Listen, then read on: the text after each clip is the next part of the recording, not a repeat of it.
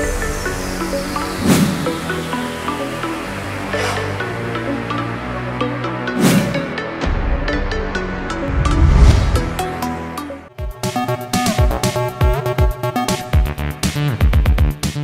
Hello welcome to best of the day. మరి ఈ రోజు మన బెస్ట్ ఆఫ్ ది డే లో కొత్త విశేషాలతో పాటు కొన్ని ఆసక్తికరమైన నిజాలు మరి చరిత్రలో ఈ రోజు జరిగిన ముఖ్య సంఘటనల గురించి తెలుసుకుందాం.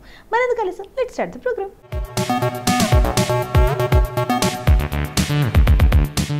ముందుగా కామర్స్ డే గురించి చెప్పుకుందాం. కోవిడ్ సంక్షోభంతో కొనుగోలు విధానం ఆశాంతం మరింత విషయం తెలిసిందే. ప్రత్యక్షంగా వస్తువును చూడకుండానే ఆన్లైన్లో వస్తువును ఆర్డర్ చేసుకునే విధానం ముమ్మరమైంది. ప్రస్తుతం కొంత వెసులుబాటు లభించినప్పటికీ జన సమర్థంగా ఉన్న చోట్లకు వెళ్లేందుకు ప్రజలు ఇంకా భయపడుతున్నారు.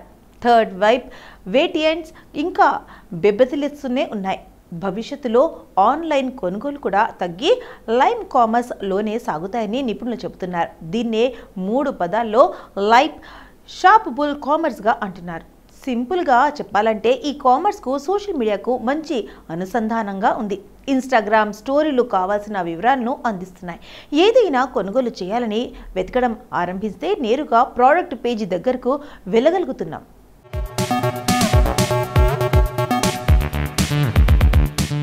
ఇక్కడ ఫోటోలు వీడియోల మధ్య యుద్ధం జరుగుతోంది. సహజంగానే వీడియోలు విజయం సాధిస్తాయి. అయితే దీని తర్వాతి స్థాయి రియల్ టైమ్ షాపింగ్. ఇందులో వివిధ వస్తువులు పెద్ద ఎత్తున ఒకే చోట పొగపడి ఉంటాయి. అక్కడ కుటుంబ సభ్యులు స్నేహితులతో కలిసి ఎంచి చూసి నిర్ణయం తీసుకునే వెసులుబాటు ఉంటుంది. పోటీ ఆనందాన్ని అక్కడికక్కడే వ్యక్తం చేయడం సరే. ఇవన్నీ కామర్స్లో పొందవచ్చు. ఈ కామర్స్ వెబ్సైట్లన్నీ దాదాపుగా ఒకేలా ఉంటాయి. ధరల పట్టికతో వస్తువులు కనిపిస్తాయి. మహా అయితే వస్తువు వివరాలతో వీడియో ఉంటుంది.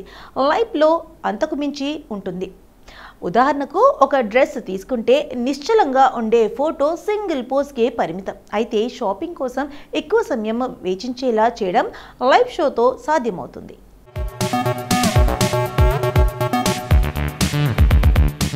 కస్టమర్ సంతృప్తి ఇక్కడ ముఖ్యం.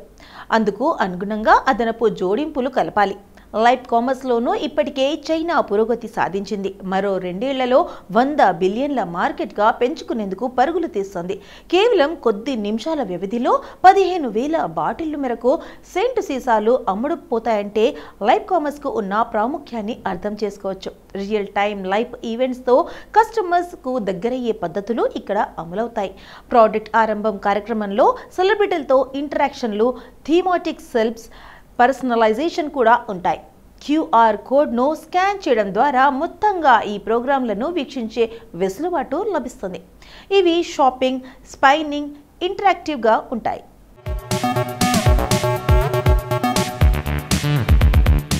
ఇటు వినియోగదారుడికి కూడా పూర్తి స్థాయిలో సంతృప్తి పొందే స్థాయిలో కంట్రోల్ ఉంటుంది.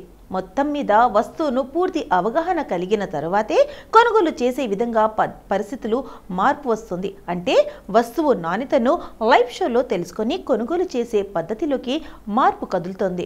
నిమిషాల వ్యవధిలోనే ఇంటి వద్దకు కిరాణా, హైదరాబాద్ నుంచి వరంగల్ వరకు సరుకుల సరఫరా, యాప్ల ద్వారా నిత్యావసరాలు అందిస్తున్న ఈ కామర్స్ సంస్థలు హైదరాబాద్ మార్కెట్లో big basket, Swiggy, Instamart, Zepto, Blinkit తదితర సంస్థలు హవా.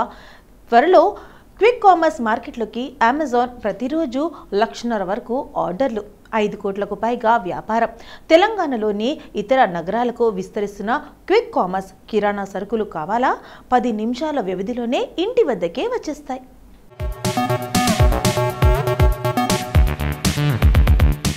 సొంత మొబైల్లోనే క్విక్ కామర్స్ యాప్ ద్వారా ఆర్డర్ చేసిన తర్వాత నిమిషాల్లోనే ఇంటికి అవసరమైన బియ్యం, పప్పు, ఉప్పు, కూరగాయలు వంటి కిరాణా సరుకులన్నీ వచ్చేస్తున్నాయి.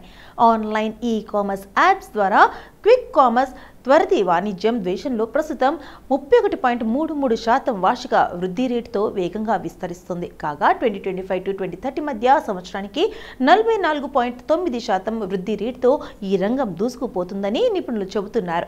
హైదరాబాద్లో టెక్ జనం ఎక్కువ కావడంతో తెలంగాణలో క్విక్ కామర్స్ మరింత అధికంగా ఉంటుందని అంచనా వేస్తున్నారు. Big basket, Zepto, Swiggy, Blinkit, Dunzo లాంటి సంస్థలు రాష్ట్రంలో హైదరాబాద్తో పాటు మరిన్ని నగరాల్లో వినియోగదారుల ఇళ్లకే గ్రోసరీని తీసుకెళ్తూ ఆదరణ పొందుతున్నారు.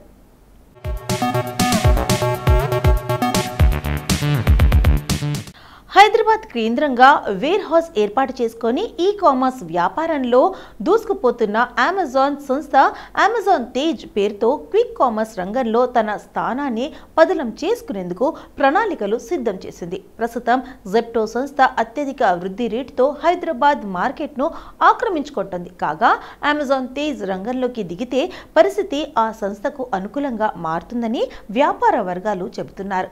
కాగా రాష్ట్రంలో హైదరాబాద్లో మొదలైన క్విక్ కామర్స్ జోరు వరంగల్, కరీంనగర్ వంటి నగరాలకు కూడా విస్తరిస్తోంది.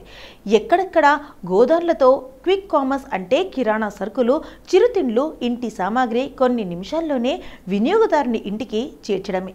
తెలంగాణలో హైదరాబాద్ కేంద్రంగా భారీ ఎత్తున గోడౌన్లు ఏర్పాటు చేసుకుని big basket, BB now, Amazon తేజ్, Zepto, Swiggy, Instamart, Blinkit, Dunzo మొదలైన సంస్థలు క్విక్ కామర్స్ రంగంలో పనిచేస్తున్నాయి.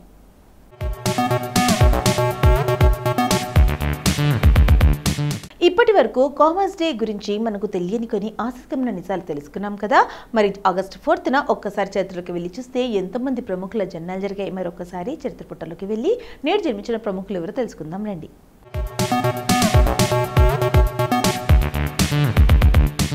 కిషోర్ కుమార్ భారతీయ హిందీ సినిమా రంగంలో నటుడు, నేపథ్య గాయకుడు, నిర్మాత, సంగీత దర్శకుడు, పాటల రచయిత, సినిమా రచయిత, హాస్యరస చక్రవర్తి. అనేక కళలు ఒక మనిషిలోనే నిక్షిప్తమై ఉండడం నిజంగా ఆశ్చర్యకరమే. అతను పాడిన వందలాది పాటలు కిషోర్ను మన హృదయాల్లో శాశ్వతంగా నిలిచిపోయేట్టు చేస్తాయి. హిందీ సినిమా పరిశ్రమలో ప్రసిద్ధి చెందిన గాయకులలో ఒకనిగా గుర్తింపు పొందాడు. అతను ట్రాజెడీ కింగ్గా ప్రసిద్ధి. హిందీ చిత్రాలతో పాటు అతను బెంగాలీ, మరాఠీ, అస్సామీ, గుజరాతీ, కన్నడ, భోజ్పురి, మలయాళం, ఉర్దూ భాషా చిత్రాల్లో పాటలను పాడాడు. అతను అనేక భాషలతో ప్రైవేట్ ఆల్బమ్లు పాడాడు. కిషోర్ కుమార్ ఆగస్టు 4, 1929 ఖాండ్వా గ్రామంలోని బెంగాలీ కుటుంబంలో జన్మించారు.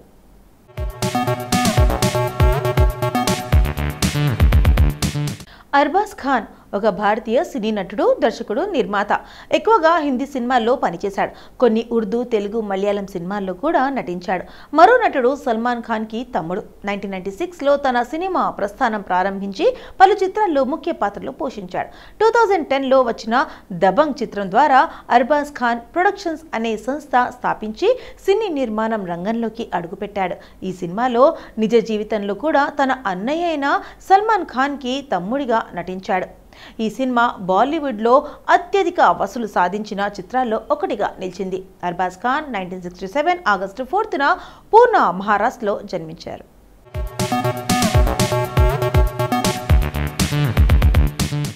షామా సికిందర్ భారతదేశం చెందిన నటి. ఆమె 1999లో మాస్ సినిమా ద్వారా సినీ రంగంలోకి అడుగుపెట్టి ఏ మేరీ లైఫ్ హే టీవీ సిరీస్లో ప్రధాన పాత్రలో నటించి మంచి గుర్తింపు పొందింది.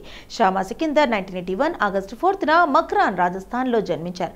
సికిందర్ తన నటనా జీవితాన్ని ప్రేమ్, అగన్స్, మస్ చిత్రాలతో చిన్న పాత్రతో ప్రారంభించింది. తర్వాత అంశ్, ది డెడ్లీ పార్ట్ చిత్రాల్లో సహాయ పాత్ర పోషించింది. టెలివిజన్లో ఆమె మొదటి ప్రధాన పాత్ర ప్రసిద్ధి సోనీ టీవీ డ్రామా ఏ మేరీ లైఫ్ హేలో టైటిల్ క్యారెక్టర్ పూజా మెహతాగా నటించింది.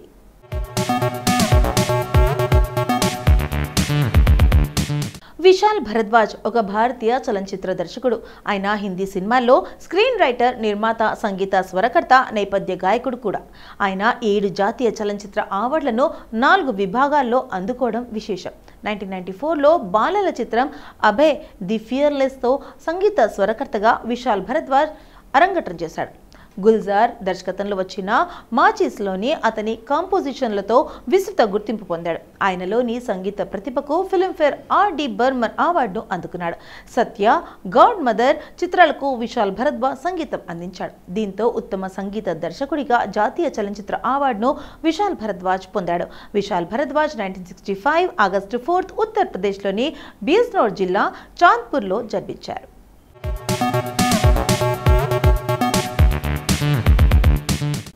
యాషిక్ ఆనంద్ భారతదేశం చెందిన సినిమా నటి. ఆమె ఢిల్లీలో 1998 ఆగస్టు 4లో పుట్టి చెన్నైలో స్థిరపడింది. Yashik Anand fashion model, TV నటిగా కెరీర్ ప్రారంభించి 2016లో దుర్వంగల్ పత్తినారు సినిమాతో సినీ రంగంలోకి అడుగుపెట్టి ఆ తర్వాత 2018లో ఇరుటు, అరాయిల్, మురట్టు సినిమాలతో మంచి గుర్తింపు పొందింది. 2019లో కగుగు 2, జాంబీ సినిమాలతో నటించి బిగ్ బాస్ తమిళ్ సీజన్ 2లో కంటెస్టెంట్గా పాల్గొంది.